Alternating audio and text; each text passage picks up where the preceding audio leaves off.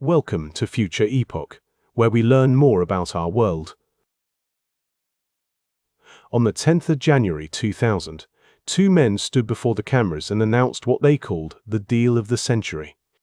Steve Case, the 41-year-old chief executive of America Online, and Gerald Levin, the silver-haired head of Time Warner, shook hands and described a future of unlimited possibility. Their merger would be valued at $165 billion. It would unite the Internet with the largest media company on Earth. It would transform how humanity consumed information, entertainment, and culture. 2 years later, the combined company reported a net loss of $99 billion in a single financial year. It remains one of the largest annual losses in corporate history. The merger that was supposed to define the 21st century became the cautionary tale that defined it instead. To understand how this happened, you need to understand what both companies actually were in January 2000 and why each believed it needed the other. Time Warner was a colossus of old media. Built through decades of mergers and acquisitions, it owned Warner Brothers. Film studios, HBO, CNN, Sports Illustrated, Time Magazine, Warner Music Group, and a vast cable television network that reached millions of American homes. It generated real revenue from real products that real people paid for. It was, by any reasonable measure, a legitimate and powerful media empire with assets accumulated over generations. AOL was something different entirely. America Online had built its business on dial-up internet access, those distinctive CDs mailed to tens of millions of American households throughout the 1990s. At its peak, AOL had over 26 million subscribers and controlled roughly half of all American internet usage. Its dominance was genuine, but that dominance rested on a technology that was already becoming obsolete. Broadband internet was arriving, and it was arriving fast. AOL did not own the cables or the infrastructure needed to deliver it. More critically, AOL's stock price in early 2000 reflected the extraordinary optimism of the dot-com bubble rather than the fundamentals of its business. The company was valued at roughly $163 billion. That valuation was not built on earnings. It was built on belief. The story of this merger begins in the mid-1990s, when AOL was growing at a speed that seemed to defy gravity. Steve Case had guided the company from a small online service provider to the dominant gateway to the Internet for ordinary Americans.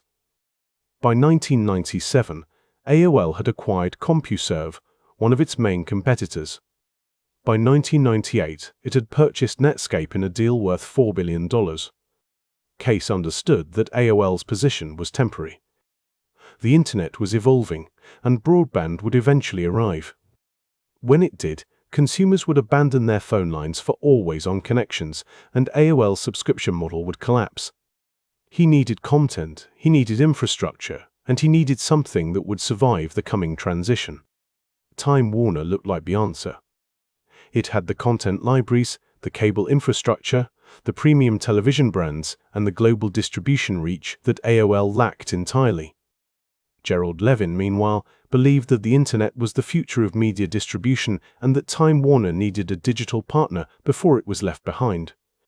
Each man believed the other held precisely what he was missing. Negotiations moved quickly through the autumn of 1999. By January 2000, the deal was ready to announce.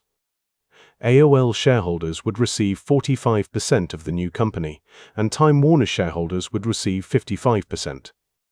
On paper, it was a merger of equals. In practice, AOL was using its inflated dot-com-era stock to acquire a company with genuine, tangible assets worth far more under any rational valuation. The announcement on January 10th attracted extraordinary attention. Financial analysts, technology journalists, and media executives all scrambled to assess what it meant. Some called it visionary, some called it inevitable, and a few raised questions about whether the valuations were sustainable. The combined company, once completed, would control internet access, cable television, film studios, news networks, music labels, and publishing houses. It would reach every screen in America. Regulators approved the deal after extensive review, and the merger formally closed on January 11, 2001, almost exactly a year after the announcement. By then, the world had already begun to change. The core problem was not strategy. It was culture, compounded by a collapse in valuation that exposed every flaw underneath. AOL and Time Warner were companies from different worlds. AOL had been built with the restless, aggressive culture of Silicon Valley, even though it was headquartered in Virginia. It moved fast, sold hard, and had a marketing machine that could flood an entire country with unsolicited installation discs. Time Warner was a traditional media corporation with established hierarchies, editorial cultures, union agreements, and executives who had spent decades in television, film, and print journalism. When the two organizations were brought together, they discovered they shared almost nothing. AOL managers pushed for cross-promotions and digital integration that Time Warner's divisions resisted at every turn. Time Warner executives dismissed AOL's approach as brash and unsophisticated. Every proposed synergy became a negotiation. Every joint project became a dispute over who would lead it and whose priorities would take precedence. The convergence that had sounded so elegant on a press conference stage proved, in practice, to be practically unworkable. Then the bubble burst. The dot-com crash that began in March 2000 devastated technology stocks across the board. AOL's share price, which had powered the merger's apparent value, fell sharply through 2000 and continued falling after the merger closed. The $165 billion deal had been structured using a currency, AOL stock, that was rapidly and irreversibly losing its value. Time Warner shareholders who had traded their stakes in a profitable media company for shares in the combined entity watched those shares decline month after month. The accounting problems that emerged made everything worse. In 2002, AOL-Time Warner disclosed that AOL's advertising revenue figures from the years before the merger had been inflated through unconventional accounting arrangements. The Securities and Exchange Commission launched an investigation. The company took a goodwill impairment charge of over $54 billion in the first quarter of 2002 alone, followed by further charges that pushed the full-year loss to $99 billion, the largest in American corporate history at that time. Gerald Levin resigned as chief executive in December 2001. Steve Case stepped down as chairman in May 2003. Dick Parsons took over the top role and began the long, difficult process of stabilizing what remained. The consequences of the merger extended far beyond the balance sheet. Tens of thousands of employees lost their jobs through redundancies and restructuring across both organizations. Shareholders who had invested in either company saw their holdings devastated.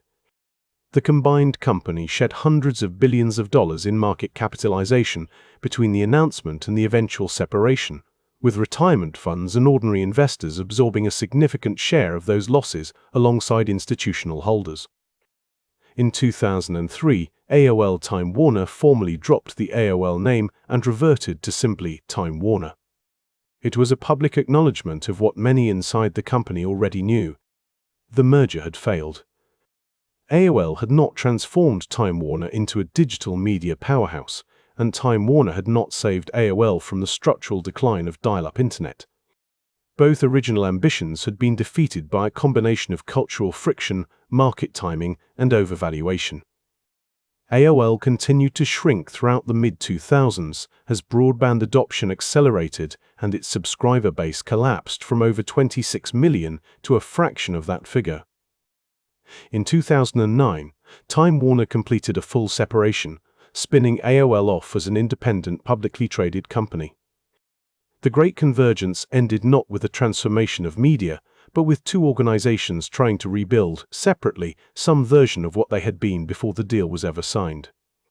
Time Warner itself was eventually acquired by AT&T in 2018 in the transaction that also struggled to deliver its promised synergies and was partly unwound just years later. The AOL-Time Warner merger teaches several lessons that have not lost their relevance. The first concerns the danger of using inflated currency. AOL's executives understood, at some level, that their stock price could not hold. The merger was partly a race to convert bubble valuation into real assets before that moment passed. That logic is understandable, but it transferred an enormous and poorly understood risk onto Time Warner's shareholders in exchange for the illusion of a premium. The second lesson concerns the systematic overestimation of synergy. Both leadership teams described a future in which combining internet access with media content would create something greater than the sum of its parts. That future was theoretically plausible. In practice, synergies require people to cooperate, systems to integrate, and organizations to genuinely change how they operate. None of those things happened at AOL-Time Warner at the necessary speed or scale, and there was no serious plan to make them happen. The third lesson is about the cost of ignoring cultural incompatibility. Due diligence in major mergers typically focuses on finances, assets, liabilities, and legal exposure. Cultural due diligence, the honest assessment of whether two organizations can actually function together, receives far less attention and is far harder to quantify. At AOL-Time Warner, the cultural gap was visible from the first weeks of integration and was never seriously addressed before it had already poisoned the enterprise. What remains most striking about the AOL-Time Warner merger, more than 2 decades on, is how confident everyone involved appeared to be. The executives, the analysts, the journalists covering it, and the shareholders who voted to approve it all seemed to believe they were witnessing the future being constructed in real time. The certainty was almost total. They were not wrong about everything. The convergence of internet access, premium content, and broad distribution did happen. It simply happened through companies that did not yet exist in January 2000. Netflix, Google, Amazon, and Apple each eventually achieved versions of what AOL and Time Warner claimed they were building together, and they did so without the cultural collision, the accounting irregularities, or the catastrophic destruction of shareholder value. Perhaps the real lesson is not that the vision was wrong, but that the timing was premature and the vehicle was fatally flawed. The internet and media were always going to merge. They just were not going to merge like this, at this price, through these two companies, in this way. The question that lingers is a broader one. When the next great convergence is announced, when the next two giants shake hands and describe a future of unlimited possibility, will the people in that room remember what happened the last time someone said exactly the same thing? Thank you for watching. If you've enjoyed this content and want to see more, please consider liking the video and subscribing to the channel.